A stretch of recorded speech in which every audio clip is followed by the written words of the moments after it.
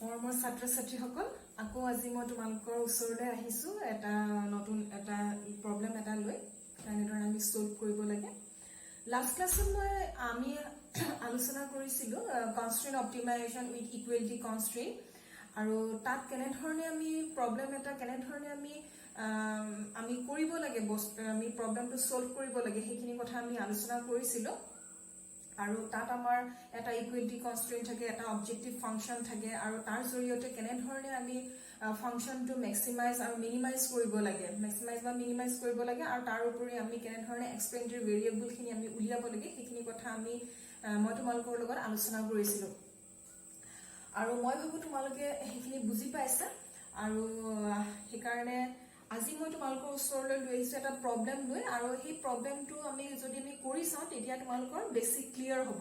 গতিকে মই আজি সেই প্ৰবলেমটো তোমালোকৰ ওচৰলৈ লৈ আহিছো আৰু অকমান মই তোমালোকক কৰি দেখাম আৰু অকমান চাবা আৰু কিবা যদি নুবুজা তোমালোকে মোক কবা সো আমাৰ আহিছো প্ৰবলেমটোলৈ সো আমাৰ কোৱেশ্চনটো দিয়া আছে মেক্সিমাইজ y = x1 আৰু x2 plus 2x1 আৰু ইয়াত x1 আৰু x2 হৈছে দুটা এক্সপেৰিমেণ্টেল ভেৰিয়েবল সাবজেক্টটো এটা কনস্ট্ৰেইন আছে যেটো আমাৰ এটো হৈছে আমাৰ অবজেক্টিভ ফাংচন আৰু এটো হৈছে আমাৰ ইকুৱেলিটি কনস্ট্ৰেইন সো আমি কেনে ধৰণে কৰিব লাগে এটো আমাৰ হেৰি দিয়া আছে এখিনি দিয়া আছে সো আমাৰ নাম্বাৰ দিছো 1 2 আমাৰ দিয়া হৈছে এটি আমাৰ লেগ্ৰেঞ্জ ফাংচনটো আমাৰ উলিয়াব লাগে সো লেগ্ৰেঞ্জ ফাংচনটো আমাৰ ফৰ্ম কৰিছো so Lagrange function L means তোমাৰ Lagrange function objective function plus lambda আমি কৰিছো ল্যামডা কৰি আমি দুইটা আমি এলগ কৰিছো ল্যামডা আমি দুইটা ফাংচন আমি যোগ কৰিছো সো আমাৰ এটো আমাৰ equality কনস্ট্ৰেইনটো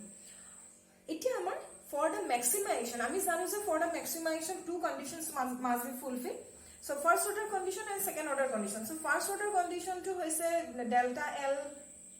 with respect to delta x1 equal to 0 ঠিক এই ধৰণে x2 equal to 0 and lambda equal to 0 so এতিয়া আমি কৰিছো with respect to x1 কৰাৰ লগে লগে আমাৰ যেটো আমাৰ লেগ্ৰেঞ্জ ফাংচন x1 কৰাৰ লগে লগে আমাৰ এটো কনস্ট্ৰেইন x2 2 এটো ল্যামডা আমাৰ প্ৰত্যেকটোৰ লগত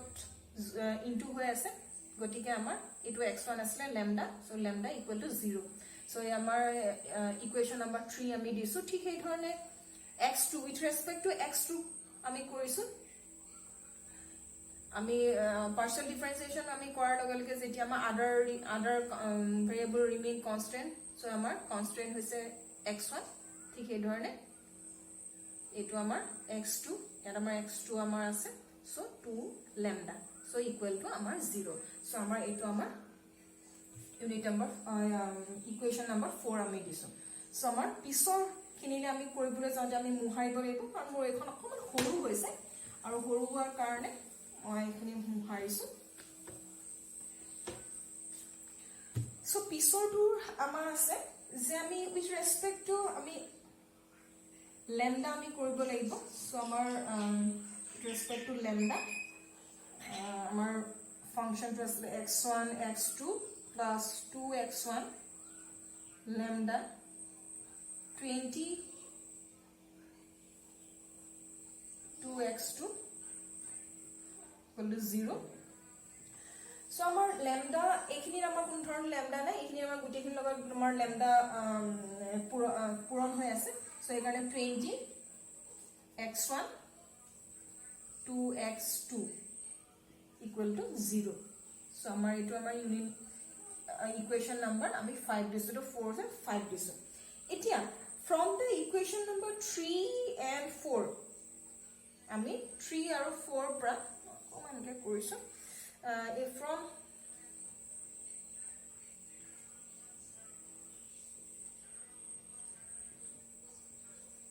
3 and 4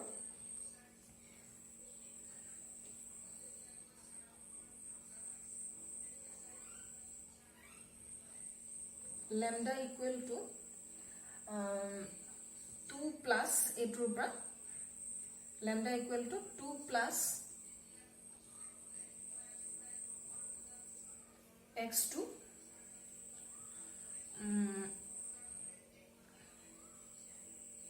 আৰু ইটো হৈছে হৈছে ইউনিট নাম্বাৰ 4 ৰ পৰা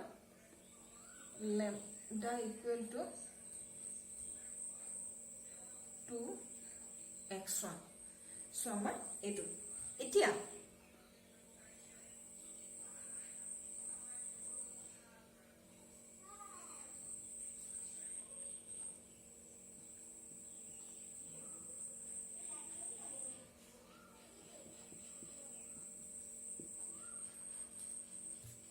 এইখিনি মই মুহাৰিছো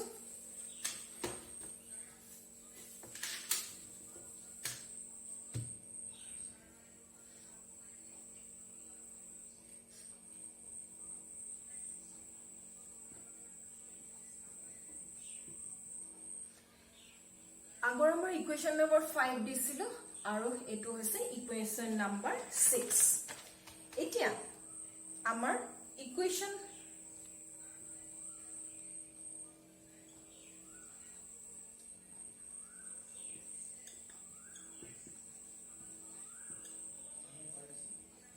এতিয়া আমাৰ ইকুৱেশ্যন নম্বৰ 3 টো আছিল আমাৰ ইকুৱেলিটি কনস্ট্যান্ট আছে সো ইউনিট নম্বৰ 3 আৰু ইউনিট নম্বৰ 6 টো যদি আমি যোগ কৰো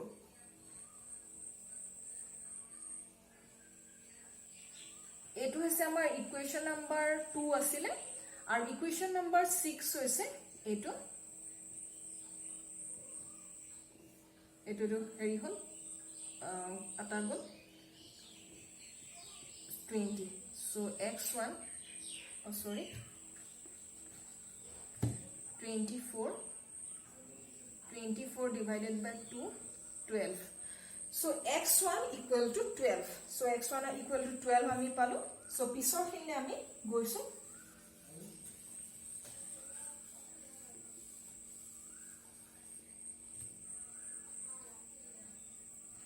পিছৰ খিনি কাৰণে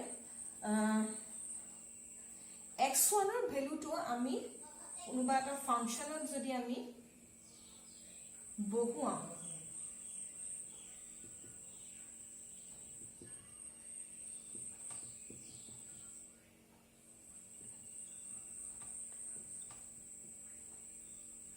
ইকুৱেশ্যন 2 যদি আমি বহুৱা এটা আমাৰ ইকুৱেশ্যন নম্বৰ 2 আছিল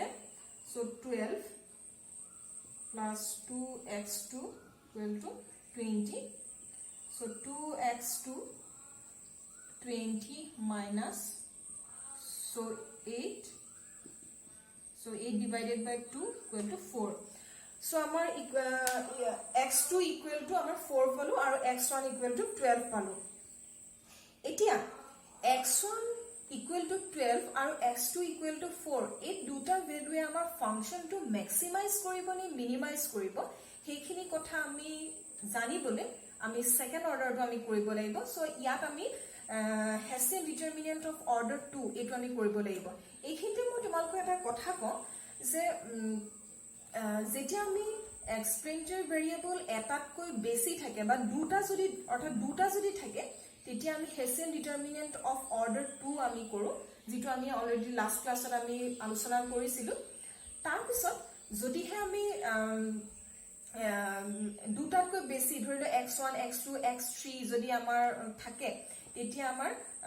হেছিয়ান ডিটাৰমিনেন্ট অফ অৰ্ডাৰ 3 তাতকৈ যদি আমাৰ বেছি থাকে তেতিয়া অৰ্ডাৰ 4 তেনে ধৰণে আমি কৰিব লাগিব সো এতিয়া আমাৰ যেহেতু আমাৰ দুটা এক্সপ্লেনেটৰি ভেৰিয়েবল আছে x1 আৰু x2 গতিকে আমি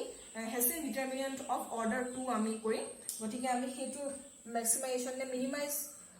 হ'ব ফাংশনটো তাত আমি হেছিয়ান ডিটারমিনেন্ট অফ অর্ডার 2 আমি কৰিব লাগিব গতিকে আমি এই ক্ষেত্ৰত আমি লিখি লব লাগিব যে x1 equal to 12 আৰু x2 equal to 4 এ ফাংশনটো ম্যাক্সিমাইজ কৰিব নে মিনিমাইজ কৰিব তোমালোকে এটো লিখি লবা ম্যাক্সিমাইজ কৰিব নে মিনিমাইজ কৰিব হেতু জানিবলৈ আমি কি কৰিব লাগিব হেছিয়ান ডিটাৰমিনেন্ট অফ অৰ্ডাৰ 2 আমি কৰিব লাগিব সো হেছিয়ান ডিটাৰমিনেন্ট অফ অৰ্ডাৰ 2 মই এখিনি মুহাৰিছো হেছিয়ান ডিটাৰমিনেন্ট অফ অৰ্ডাৰ 2 কৰিবলৈ হলে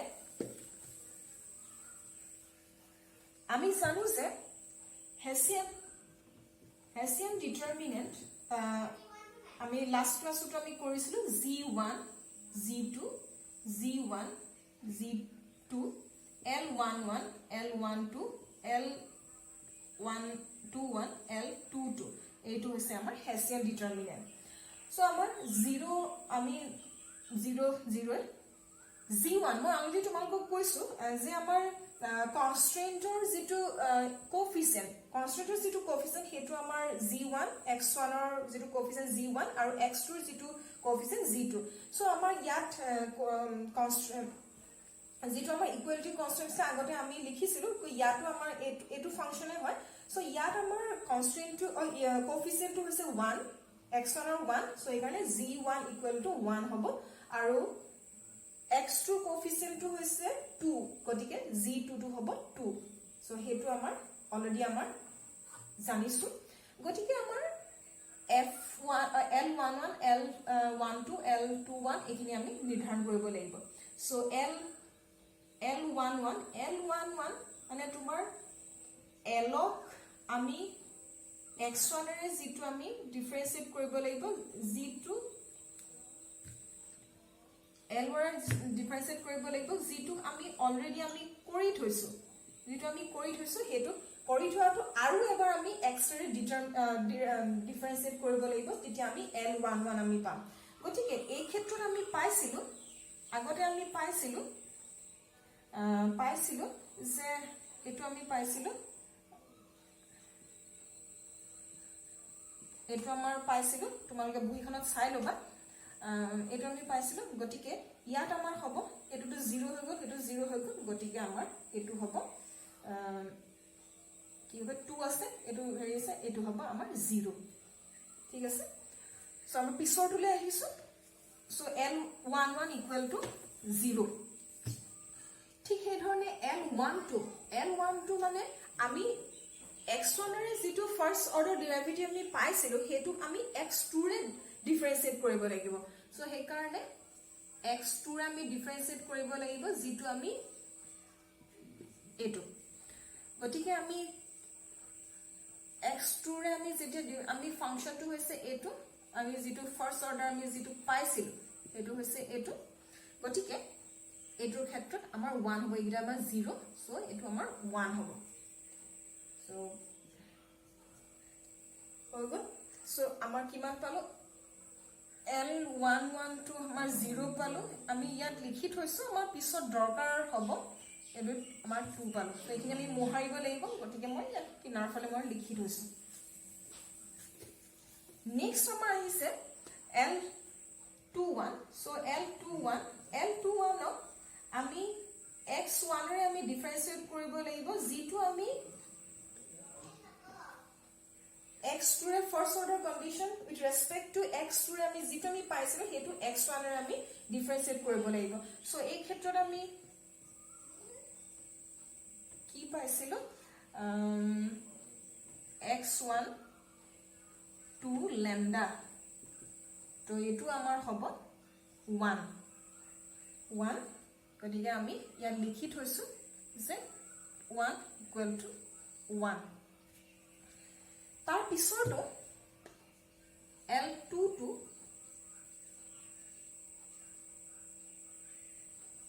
L22 means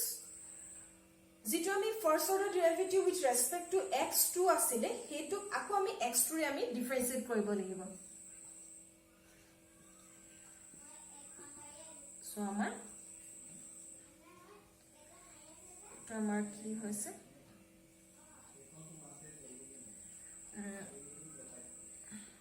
এটো আছে সো এখিনি আমাৰ x1 আৰু এটো lambda আছে সো এটো আমাৰ 0 সো আমাৰ এটো আমাৰ 0 হ'ল মই ভাবো তোমালোকে এখিনি বুজি পাইছা তাৰ পিছত আমি হেছিয়ান ডিটাৰমিনেন্টটো আমি এখিনি মই মুহাৰিছো হেছিয়ান ডিটাৰমিনেন্টটো আমি কৰিছা গতিকে 0 G1 হৈছে মই অলৰেডি তোমালোকক কৈছো কিমান পাইছিলো আমি 1 আছিল আৰু ঠিক এই ধৰণে কোএফিচিয়েন্ট অফ কনস্ট্যান্ট ইটোৰ x2 আছিল আমাৰ 2 আৰু ঠিক এই ধৰণে 1 2 L11 আমি 0 পাইছিলো L12 1 211 এটো হৈছে 0 সো ডিটাৰমিনেন্ট আমি নিৰ্ধাৰণ কৰিব লাগিব সো আমাৰ ইয়াৰ কোফেক্টৰ এইখিনি সো আমাৰ এইখিনি 0 আমি ইনটু কৰিলে আমাৰ 0 হ'ব তাৰ পিছত মাইনাস প্ৰথমতে প্লাস তাৰ পিছত মাইনাস ডিটাৰমিনেন্ট উলিয়াৰ ক্ষেত্ৰত প্ৰথমতে প্লাস তাৰ পিছত মাইনাস সো মাইনাস 1 কোফেক্টৰ এইখিনি আমাৰ এটো ইনটু এটো 0 এটো হৈছে আমাৰ 2 মাইনাস তাৰ পিছত প্লাস 2 ইয়াৰ কোফেক্টৰ হৈছে এইখিনি সো এই কাৰণে 1 আৰু এটো হৈছে 0 সো আমাৰ the 0 2 minus and plus তাৰ পিছত এটো আমাৰ plus 2 equal to 4 so it is greater than 0 so আমি পালো যে যিটো second order condition Hessian determinant of order 2 equal to 4 which is greater than 0 so এটি আমি কও পাৰো যে the objective function যেটো আমাৰ objective function আছিল হে objective function is maximum at x1 equal to 12 and x2 equal to 4 আৰু next আমি maximum value to মই এখিনি আকো মুহাৰিছো হেখন আমি maximum value to আমি এটাকে আমি এনে ধৰণে লিখিব পাৰো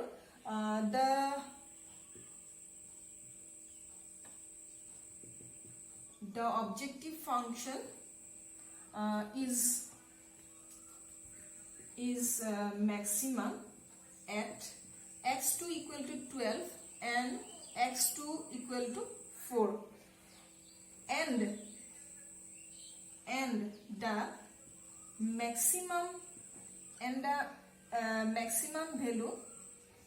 maximum value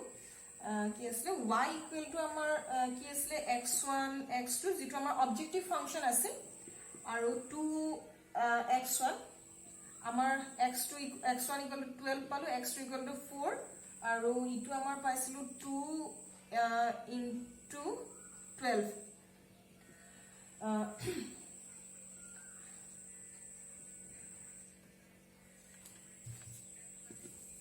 এটো আমাৰ যোগ কৰি কিমান পালো আমাৰ 72 so the maximum value is 72 যেটো আমাৰ আমি maximum আমাৰ উলিয়াব দিছিলে গতিকে আমাৰ দেখা গৈছে যে আমি ফাৰ্স্ট অৰ্ডাৰ যেটা আমি